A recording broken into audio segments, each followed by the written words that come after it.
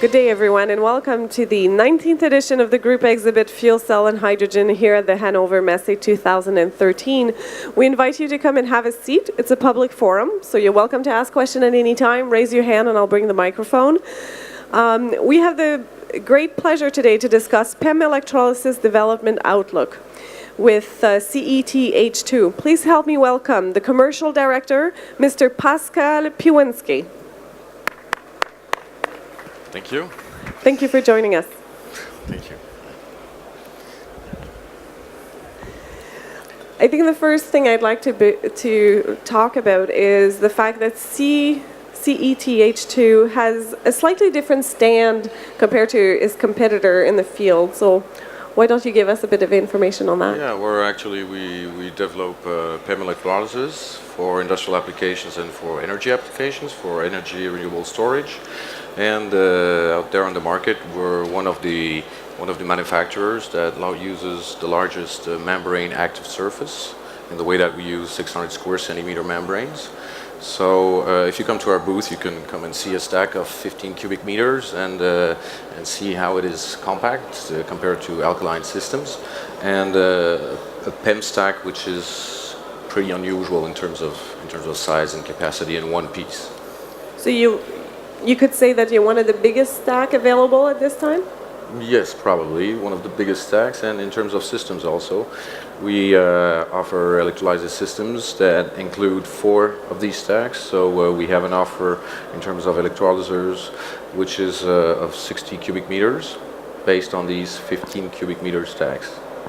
And in our pre-interview, you were explaining to me that you're probably one of the only one here that offers a system, a PEM electrolyzer, that is one-to-one with his alkaline counterpart. Well, yes, exactly. You have the alkaline technology is a technology that exists in the market for more than 100 years now, and companies have a lot of track record. And of course, PEM electrolyzers is technology that comes from the 1960s, which was more in space and military applications, but that is also today coming to industrial applications. And in that way, we have an electrolyzers offer that competes directly with alkaline systems for the same kind of industrial applications. So it competes in the sense that it's not necessarily the same size, it's the same output, the same cost ratio? It's the same output, it's the same kind of efficiency in terms of pricing, because PEM electrolyzers had a reputation of being expensive. It's no longer true anymore in the way that price-wise we also compete on the market with these alkaline systems, and of course it offers all the advantages of being a PEM electrolyzer. So it's much more environmental friendly and much more compact and as efficient and much more maintenance-free, actually, because you don't have any chemical compounds to add and things like that. So we offer also a guarantee of lifetime and of efficiency loss. And that starts making us successful, because we also, on the other hand, have to admit that we're an outsider in that business. And but we are working on the industrial market to gain credibility and legitimacy as an electrolyzer manufacturer. And we're getting slowly successful, yeah. So like you mentioned earlier, some people would say that PEM electrolyzer usually are more expensive. You're stating that your product is one-to-one with the alkaline equivalent. Does that mean that you can be as competitive in price because of public funding? No, absolutely not.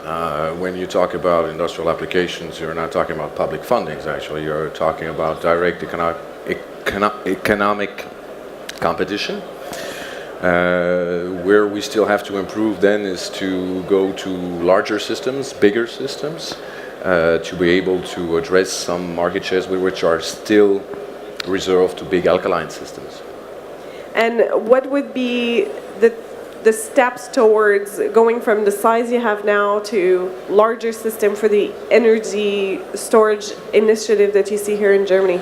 Yeah, so as you're enhancing, actually, you must understand that electrolysis business is, in the industrial world, a very small business. It's a niche market. So the potential for all these technologies is to go towards the energy storage or the refueling stations for mobility or things like that.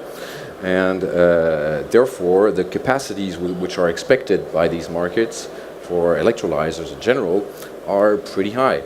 And for PEM electrolyzers, we are in this technology still in the lower capacity levels. So what are the three main ways to develop larger capacities? So the first one is to increase the membrane size. As I said, we are one of the manufacturers that uses 600 square centimeters membrane. As far as my knowledge, actually, we're the only ones. But 600 is not enough to make a 200 cubic meter electrolyzer, which would be 1 megawatt. So we need to upscale membrane size and go up to 1,200. And this upscaling allows to address market and strives also cost reductions in the way that you double the surface, so you double the capacity per cell, but you're not doubling the price of the membrane actually. This is one direction. The other direction is to increase current density.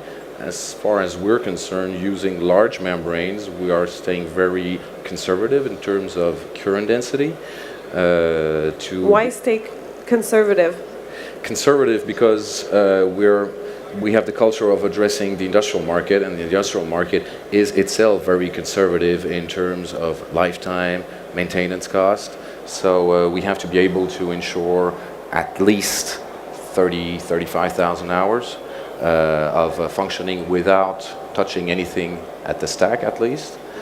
So we guarantee 35,000 hours with less than 10% efficiency loss.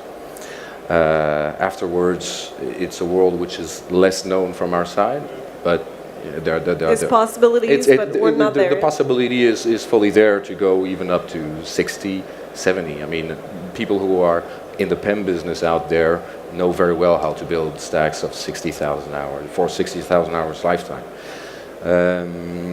But this is related to current density, it's related to size, and it's related to cost. Because anybody can do very big with high current density and lots of cells for a price that nobody can afford, and that's not the game we're playing. The game we're playing is to try to be cost-effective, competitive, and to go these ways to these. I talked about two paths: membrane size increase, current density increase, and then the ability to sum up more and more cells. So if you come in our booth, the stack which is there is 75 cells, and we believe that we should be able to assemble more between 200 and 300 cells to have a stack which is at about 1.90 meters large. There's two things I want to touch on what you just discussed, but beforehand I just want to remind everybody that it's a public forum, so you're welcome to ask any questions. Just raise your hand and I'll bring the microphone. The one thing I wanted to touch base as well is you do have your PEM electrolyzer on display at your booth, which is located at C55, which is right behind us over there. No, we have only the stack. We brought just the stack. The stack, sorry. Part of it, anyway. Would you be able to confirm that you have maybe an advantage towards going to larger 1 megawatt size electrolyzer, because in the industry right now you are supplying one of the biggest in terms of membrane size and also overall stack together? Well, you know, if you look at the players on the market and you believe that the future is upsizing, upgrading the sizes of the stack, then you try to start by the one that already has the biggest system. So in that range, we believe that we're pretty well placed to achieve these targets of building 120 cubic meters electrolyzers and then 240, etc. Still in pretty with a pretty small footprint in 20-foot containers. Important thing also to say is I was talking about current density increase. This is all very well and nice if you stay at at an efficiency, a conversion efficiency between kilowatt hours and hydrogen, which is competitive with also other systems. So this is also one of the big challenges of PEM electrolysis. PEM electrolysis is at ISO current density more effective than alkaline electrolysis. The advantage is that you are able to go higher in current, but you lose in efficiency. So somewhere you have to find the right balance. The sweet spot. Exactly, the sweet spot. That's a nice expression. The sweet spot between efficiency, size, and cost. And where do you think this whole need for going to larger electrolyzer is coming from? Like everybody at this fair this year, I found, like I missed last year, and all of a sudden I come back and everybody's talking about energy storage. It seems to be the topic of the day, and it fits right in with your product. Where is this energy storage need driven from? Where do you think it has been initiated by? Well, you know, particularly in Germany, in your general energy offer, you have nuclear, coal, gas, and renewable energies.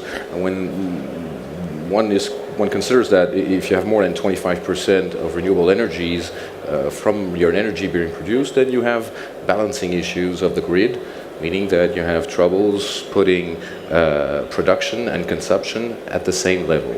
So the rules are changing, and people who have windmills, for example, have to offer certain energy to give forecast, and they are also they cannot inject in the grid if there is a risk of unbalanced grid. So therefore, one of the solutions is energy storage. That's where the big topic of energy storage comes from.